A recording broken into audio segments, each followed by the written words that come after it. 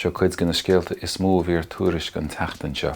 Rinneú athrú suntasach bhunacht chun na Gaeilge ag ardéis na heagraíochta I mé feriste nar a ghlacú le rún a thug cuspóir nua an chunra.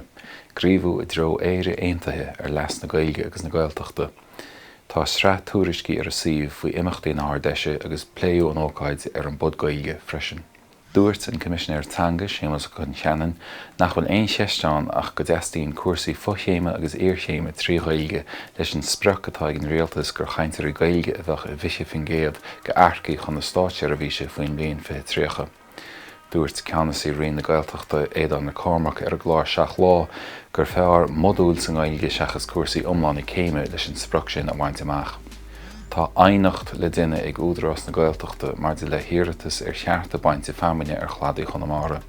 Tá iiritas déanta ag an ggólacht Aramara ar cheadúnas bainte feamine ar stráci móra ó Rosavíl siar chomhfad le cloch na rún, ach tá éimrí léirithe ag muinte na háite go manthair na cearta tradiisiúnta a bhí acu bíab. Dúilt an túdarás éonolalas faoin ainacht a thuairt. Chua ar niriseoir dearan ó dúgáin go baile clia le casta le himreoirí na Gaelóga.